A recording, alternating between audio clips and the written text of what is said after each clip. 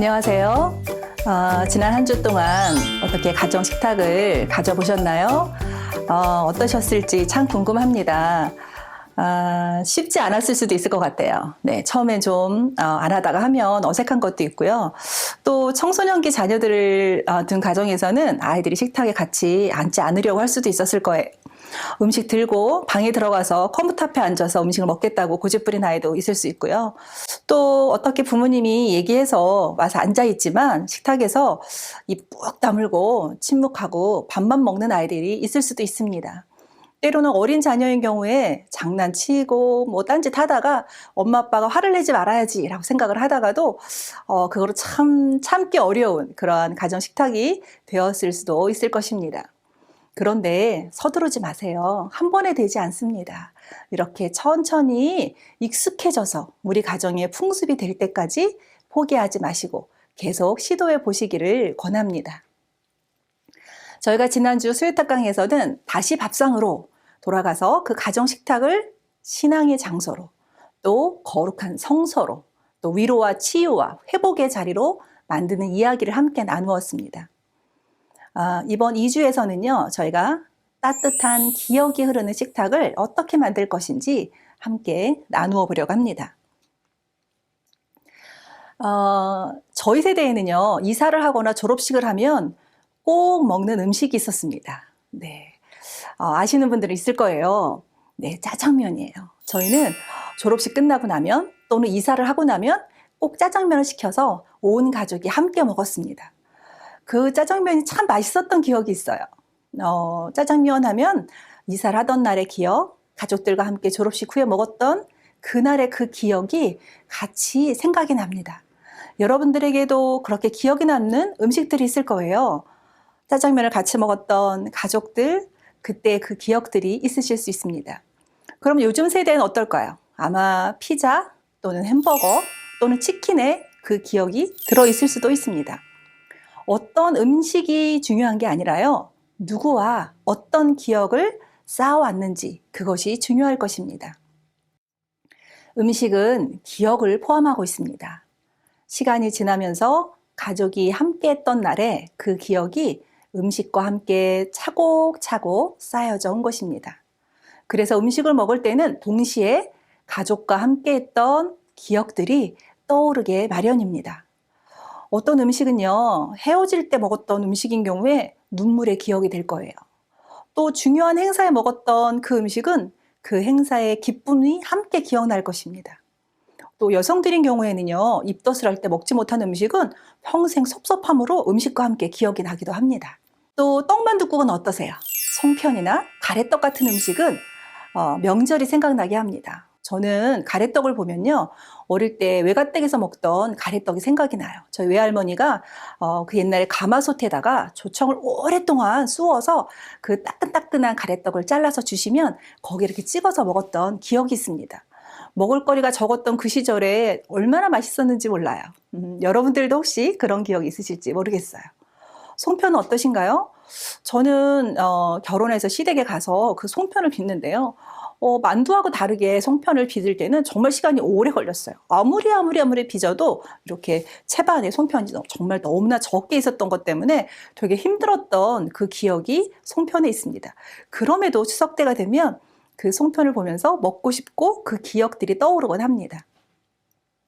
음식은 음식 자체가 아니라 그 기억을 포함한 음식을 여러분들에게 느낄 수 있게 만듭니다. 여러분의 기억에는 어떤 음식이 기쁜 기억으로 혹은 슬프고 아픈 기억으로 남아 있으신가요? 우리 자녀들에게 어떤 기억을 가진 음식을 제공할 수 있을까요? 하나님의 사랑이 넘치고 따뜻한 부모의 사랑이 기억나는 그런 식탁을 제공할 수 있기를 바랍니다.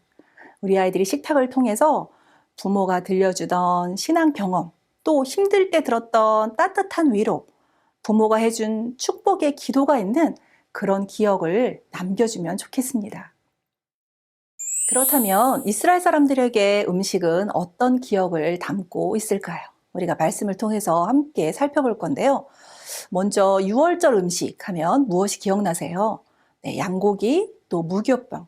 그것을 먹으면서 이스라엘 사람들이 출애굽을 기억하게 될 것입니다. 그 식탁에 앉아서 아버지들은 자녀들에게 출애굽 당시 하나님 행하셨던 그 놀라운 일들을 들려줄 것입니다. 자녀들은 그 음식을 볼 때마다 하나님의 일하심이 기억날 것입니다. 이렇게 음식에는 하나님의 역사가 들어있고 부모들의 신앙 교육이 들어있습니다. 음식을 통해서 부모 세대와 다음 세대가 같은 기억을 갖고 공유하면서 소통하는 도구가 될 수 있는 것입니다. 말씀을 함께 읽으며 더 나누어 보겠습니다. 창세기 18장 1절에서 8절 말씀을 읽겠습니다. 여호와께서 마므레의 상수리 나무들이 있는 곳에서 아브라함에게 나타나시니라. 날이 뜨거울 때에 그가 장막문에 앉아 있다가 눈을 들어 본즉 사람 셋이 맞은편에 서 있는지라.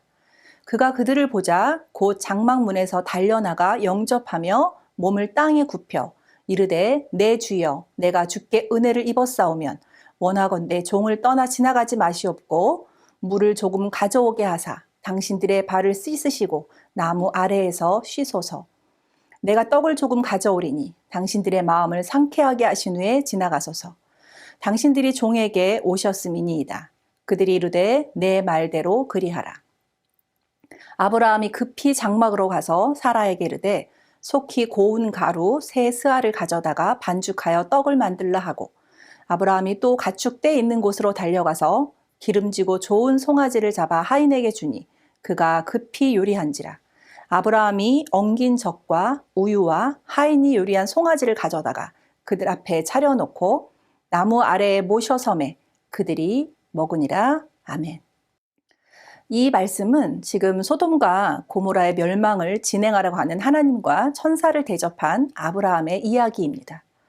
고운 밀가루로 반죽하여 떡을 만들고 기름지고 좋은 송아지를 잡아서 고기를 준비하고 또 귀한 치즈와 우유까지 준비하여 그들을 대접합니다. 그 식사가 끝난 후에 여호와께서는 아브라함에게 아들을 약속하시고 또 아브라함과 자손을 택해서 언약의 백성으로 삼겠다고 약속하십니다. 아브라함이 정성스럽게 준비한 그 음식은 언약을 이루는 매개체가 되었습니다. 그리고 하나님과 대면하는 기회가 되었습니다. 이 백성들을 기억하셔서 부르짖음을 들으시고 애굽에서 출애굽하는 사건으로 연결이 되는 것입니다.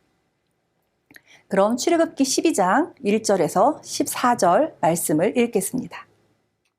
여호와께서 애굽 땅에서 모세와 아론에게 일러 말씀하시되 이 달을 너희에게 달의 시작 곧 해의 첫 달이 되게 하고 너희는 이스라엘 온 회중에게 말하여 이르라. 이달 열흘에 너희 각자가 어린 양을 잡을지니 각 가족대로 그 식구를 위하여 어린 양을 취하되 그 어린 양에 대하여 식구가 너무 적으면 그 집의 이웃과 함께 사람 수를 따라서 하나를 잡고 각 사람이 먹을 수 있는 분량에 따라서 너희 어린 양을 계산할 것이며 너희 어린 양은 흠 없고 1년 된 수컷으로 하되 양이나 염소 중에서 취하고 이달 열 나흔 날까지 간직하였다가 해질 때에 이스라엘 회중이 그 양을 잡고 그 피를 양을 먹을 집 좌우 문설주와 임방에 바르고 그 밤에 그 고기를 불에 구워 무교병과 쓴 나물과 아울러 먹되 날것으로나 물에 삶아서 먹지 말고 머리와 다리와 내장을 다 불에 구워 먹고 아침까지 남겨두지 말며 아침까지 남은 것은 곧 불사르라.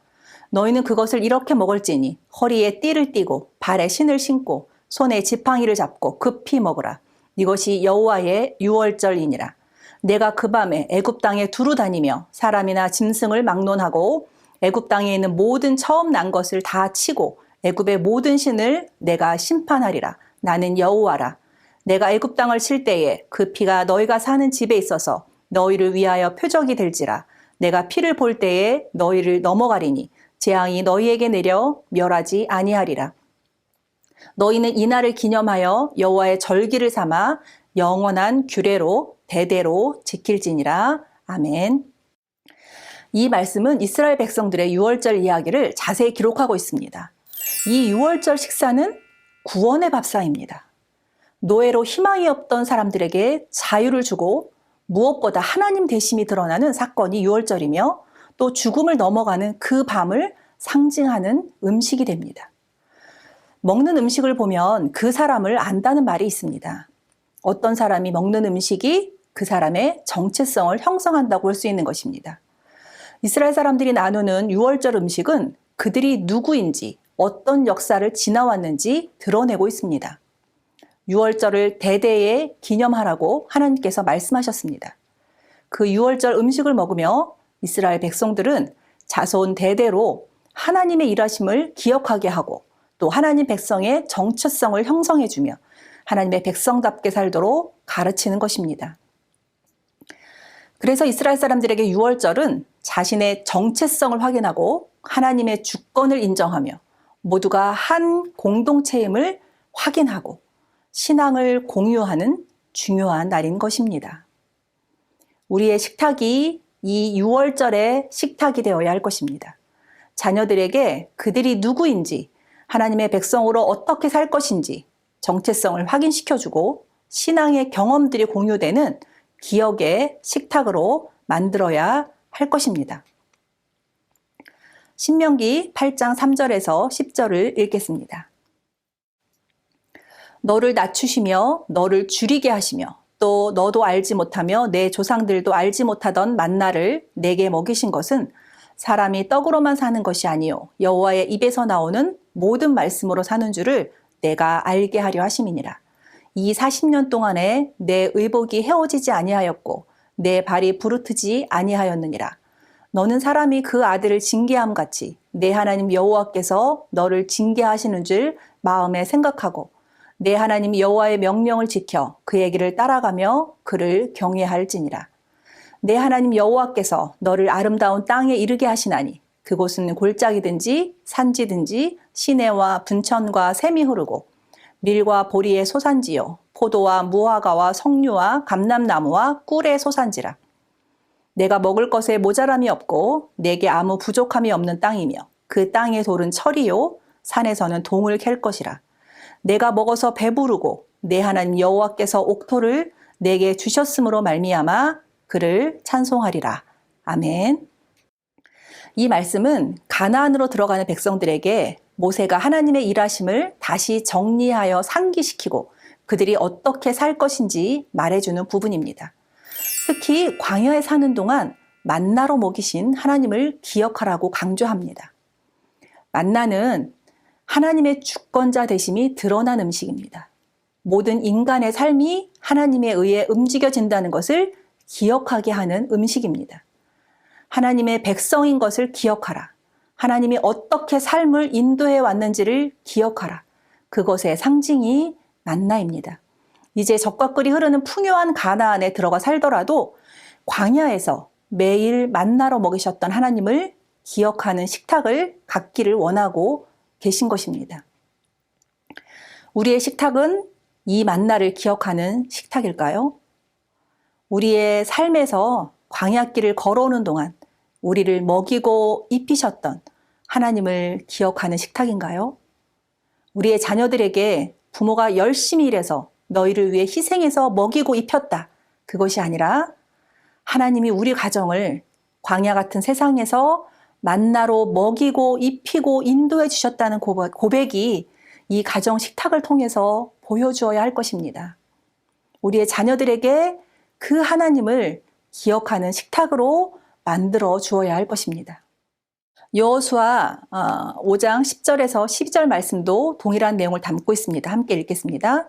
또 이스라엘 자손들이 길갈에 진쳤고 그달 14일 저녁에는 여리고 평지에서 유월절을 지켰으며 유월절 이튿날에 그 땅의 소산물을 먹되 그날의 무교병과 볶은 곡식을 먹었더라.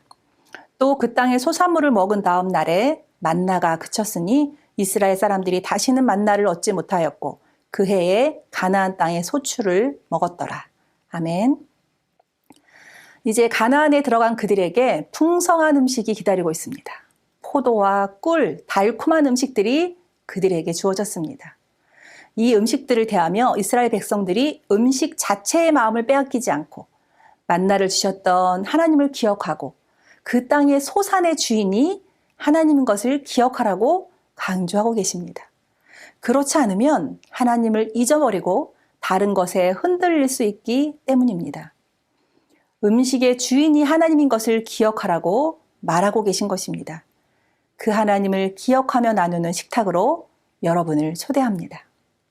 다음은 누가복음 22장 14절에서 20절을 읽겠습니다. 때가 이르매 예수께서 사도들과 함께 앉으사 이르시되 내가 고난을 받기 전에 너희와 함께 이 유월절 먹기를 원하였노라. 내가 너희에게 이르노니 이 유월절이 하나님의 나라에서 이루기까지 다시 먹지 아니하리라 하시고 이에 잔을 받으사 감사기도 하시고 이르시되 이것을 갖다가 너희끼리 나누라. 내가 너희에게 이르노니 내가 이제부터 하나님의 나라가 임할 때까지 포도나무에서 난 것을 다시 마시지 아니하리라 하시고 또 떡을 가져 감사기도 하시고 떼어 그들에게 주시며 이르시되 이것은 너희를 위하여 주는 내 몸이라. 너희가 이를 행하여 나를 기념하라 하시고 저녁 먹은 후에 잔도 그와 같이 하여 이르시되 이 잔은 내 피로 세우는 새 언약이니 곧 너희를 위하여 붓는 것이라. 아멘. 이 구절은 예수님이 제자들과 마지막 만찬을 하시는 장면입니다. 다음 주에 다시 나누어 보겠지만 예수님의 죽음을 앞두고 남겨질 제자들을 걱정하는 그 예수님을 알 수 있습니다. 만찬을 나누시면서 제자들을 가르치고 계신 것입니다. 이날의 식사를 대대에 기념하라. 이 만찬은 예수님을 기억하고 예수님을 닮은 삶을 살도록 기억하는 자리입니다. 비록 예수님을 발 유다일지라도 함께 식사를 하며 안타까운 마음을 표현하고 계십니다. 자신의 목숨을 내어주어 세상을 구원하시려는 주님의 사랑을 기억하는 자리가 이 만찬의 자리입니다. 제자들은 이때 주님의 마음을 알지 못했습니다. 차마 헤아리지도 못했습니다. 그러나 나중에 그들은 그 밤에 예수님과 나누었던 그 만찬을 잊지 못했을 것입니다. 오래오래 만찬이 기억나고 낙심한 마음을 회복하고 기꺼이 어려운 시간에도 복음을 들고 살아갈 힘을 얻을 수 있었을 것입니다. 비록 우리의 자녀들이 예수님의 만찬에 참여한 제자들처럼 예수님의 마음을 다 헤아리지 못하고 그 뜻을 알지 못할지라도 후에 부모들이 함께했던 그 신앙의 기억들을 하게 될 것입니다. 우리의 식탁이 이 구원의 자리가 되어야 합니다. 자녀들이 자라서 가족이 함께 나누었던 밥상의 따뜻한 그 기억이 힘을 얻게 하고 세상과 맞서는 그리스도인으로 살아갈 수 있도록 그 신앙이 전수되고 따뜻한 기억이 흐르는 식탁을 제공해 주어야 할 것입니다. 다음은 사진들을 보면서 이야기를 더 나누어 보겠습니다. 먼저 돌사진입니다. 아기를 임신하고 힘든 시간을 견디면서 낳고 또 그 아이를 잠도 잘 자지 못하고 키워내서 드디어 한 돌이 되었을 때 맞는 그 돌 예배는 부모와 가족들에게 큰 의미가 있는 순간입니다. 이 사진의 아기는 얼마 전 돌 예배를 했던 우리 영화부 가정의 아이입니다. 이날 이 가정을 사랑하는 사람들이 함께 참석해서 기도해주고 축복해 주었습니다. 이 자리는 이 아기와 가정을 위해서 같이 중보 기도자로 서겠다는 의미가 있는 자리입니다. 다음은 유아 세례 사진 함께 보시겠습니다. 우리 영화부 아기들의 유아 세례 장면입니다. 아이들을 하나님께 맡기고 청지기 부모로서 살면서 우리의 자녀를 신앙으로 잘 키워내겠다는 다짐이 있는 순간입니다. 저는 이 순간이 참 감격스럽고 너무나 기뻤습니다. 우리 교회 모든 공동체들이 같은 마음이었을 거라고 생각합니다. 한 가정의 고백이 아니라 우리 교회 공동체 모두의 고백이고 함께 신앙으로 양육하려는 그런 다짐이 있는 자리이기 때문입니다. 다음 사진은 제 딸아이의 세례 사진입니다. 자신이 하나님을 마음 깊이 믿고 고백하는 순간에 받겠다고 계속 미루어 오다가 드디어 세례를 받게 된 저 순간을 저는 잊을 수가 없습니다. 이제 나의 아이들 모두가 하나님의 자녀로 엄마의 하나님이 아닌 자신의 하나님으로 믿고 고백하는 그 순간을 저는 기억합니다. 아이들의 돌 예배, 또 유아 세례, 그리고 자신이 스스로 하나님을 고백하며 믿는 세례식, 이런 모든 시간들은 우리의 자녀들이 우리의 주인이 하나님이심을 고백하는 그런 자리가 됩니다. 또 아이를 책임져 주실 하나님께 감사하고 또 청지기로서 살아갈 부모됨을 다시 새기는 자리이기도 합니다. 이스라엘에게 그 할례가 하나님의 소유권을 인정하고 또 하나님의 백성의 징표가 된 것처럼 우리 아이들의 예배와 세례식, 그 자리가 부모에게는 하나님의 자녀로 키우기로 다짐하고 또 자녀들은 하나님의 백성이 되기로 그렇게 결정되는 그러한 순간들입니다. 또 교회 공동체는 함께 중보하고 또 신앙의 양육자가 되겠다고 선포하는 날이 되기도 합니다. 부모와 자녀들은 이 날을 기억할 것입니다. 이 순간이 자녀들의 기억 속에 신앙의 기억으로 남아있을 것입니다. 또 다른 것으로는 결혼식 또는 장례식 또는 성인식, 입학식, 졸업식 이런 순간들도 가족과 공동체가 기억을 나누는 자리가 됩니다. 인생의 매듭을 지어가는 시간이기도 하지만 서로 기뻐하고 같이 슬퍼해주고 또 위로와 격려를 나눌 수 있는 그런 소중한 자리가 됩니다. 특별히 우리 그리스도인들에게는 이스라엘 사람들이 명절을 통해서 하나님 대심과 구원의 역사들을 기억하는 것처럼 우리 자녀에게도 신앙의 기억을 남겨주어야 합니다. 가정 식탁을 통해서 음식을 나누며 신앙의 기억들을 저장해 주어야 합니다. 음식이 담고 있는 신앙의 기억들은 자녀들이 음식을 대할 때마다 믿음으로 이겨낸 기록을 담고 있을 것입니다. 부활절, 추수감사절, 성탄절, 또 아이들의 유아 세례식, 돌예배, 세례식, 졸업식, 결혼식 혹은 생일을 신앙의 기억이 있는 기념물로 만들어 보시면 좋겠습니다. 또한 이스라엘이 명절을 기억하고 지킨 것처럼 신앙의 명절들도 지켜가면 좋겠습니다. 고난주간, 부활절, 추수감사절, 성탄절을 가족이 함께 가정 식탁을 준비하면서 예배하는 자리로 하나님을 경험하고 신앙을 나누는 자리로 만들어가면 좋겠습니다. 우리 자녀들에게 신앙의 기억을 남겨주시고 인생의 매듭을 지을 때마다 하나님의 인도하심을 기억하는 소중한 가정 식탁 문화를 만들어가기를 원합니다. 매주 제가 요리를 소개하고 있는데요. 오늘의 요리는 떡만둣국입니다. 네, 떡만둣국은 우리의 명절을 기억하는 음식이 되기도 합니다. 영상을 먼저 보시겠습니다.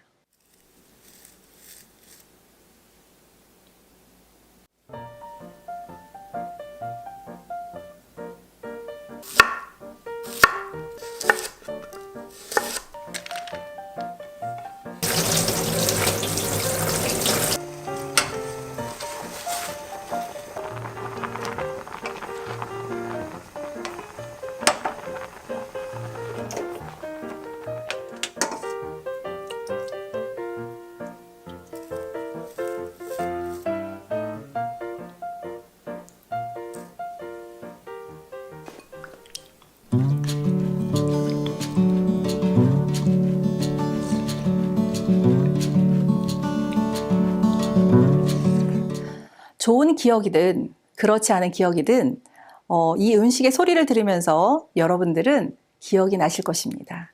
이전에 함께 가족과 함께 했던 명절, 그때 그 순간, 또 그때 그 사람들, 그리운 사람들도 있을 것입니다. 또 지나온 시간들도 다 포함이 되어 있을 것입니다. 이 떡만둣국은 명절을 생각나게 합니다. 다 같이 앉아서 만두를 빚고 또 쪄서 먹어보기도 하고 또 방앗간에서 뽑아온 가래떡을 썰고 또 국물을 진하게 우려내어서 만들었던 기억이 있습니다. 또 아이들은 이 명절에 사촌들을 만나서 신나게 나가서 놀았던 기억들도 있을 것입니다. 이렇게 음식은 음식을 넘어서 기억을 포함합니다. 지금 제가 다시 밥상으로 운동을 여러분들에게 제안하고 있습니다. 이번 주에는 두 가지를 한번 실천해 보시기를 제안합니다. 첫 번째, 기억을 저장하는 가족 명절 음식을 만들어 보세요. 1년에 적어도 몇 번은 정해진 음식을 해 먹으면서 가족이 모이는 날이 되는 것입니다. 추수감사절도 좋고요. 부활절 혹은 성탄절, 그 신앙의 명절일에 가족이 함께 음식을 만들고 식탁에 교제를 하시면 됩니다. 온 가정이 장을 함께 보고요. 또 재료도 같이 준비하고요. 또 음식을 함께 만들고 세팅도 같이 하는 것입니다. 그 음식을 나누면서 기억을 저장하도록 해주시면 됩니다. 자녀들이 자라서 그 음식과 함께 부모의 사랑이 손끝에서, 마음에서 느껴지는 그런 기억이 있는 음식을 만들어 주시기를 바랍니다. 두 번째는, 이번 주에는 아버지가 식구를 위해서 요리하는 시간을 가져보면 어떨까요? 네, 할아버지도 좋습니다. 가정의 누구도 좋습니다. 특별히 그 가정의 믿음의 리더로 세워진 그분이 가정 식구들을 위해서 함께 음식을 준비해 보는 것입니다. 특별히 아버지는 신앙의 리더로, 믿음의 리더로 가정에서 하나님께서 세우신 사람입니다. 권위를 남용하는 자리가 아니라 예수님처럼 섬기고 사랑하는 그런 자리입니다. 이번 주에 가족들을 위해서 요리를 하면서 섬겨보는 시간을 가져보시면 어떨까요? 그리고 식구들을 위해서 축복 기도를 해주는 것입니다. 그리고 함께 식사하는 것입니다. 아이들이 기억에 남는 가정 식탁이 될 것입니다. 이전에 비해서 우리는 참 많은 것을 가지고 있는 것 같은데 이상하게 점점 더 공허해지고 또 우울증도 훨씬 많아지는 이유가 무엇일까요? 그것은 우리가 중요한 것들을 잃어버리고 있기 때문입니다. 집은 자는 곳 이상의 의미가 있습니다. 사랑하는 사람들이 마음 놓고 편하게 쉴 수 있는 공간이 되는 것입니다. 그런데 집이 이제 자는 것 이상의 의미를 갖지 못하는 세대가 되었습니다. 밥상은 어떤가요? 끼니를 때우는 것이 아니라 사랑과 위로와 기억을 나누는 자리입니다. 그런데 그 가족들이 그 끼니만 때우고 잠만 자는 그런 곳이라면 그곳은 의미가 없을 것입니다. 온 가족이 집이라는 공간을 공유하면서 밥상을 나누고 관계를 형성해서 힘을 얻는 것, 바로 그것이 가정입니다. 그런데 바쁨이란 이유로 또는 자본의 논리에 밀려서 가정이 소외되고 그곳에 살던 사람들도 소외되어서 외로워지고 있는 것입니다. 우리 다시 가정이 따뜻하고 사랑의 기억들이 저장되고 신앙의 경험들이 공유되는 그런 공간으로 만들 수 있기를 바랍니다. 밥상을 나누며 다시 성경적 가정이 회복되길 기대합니다.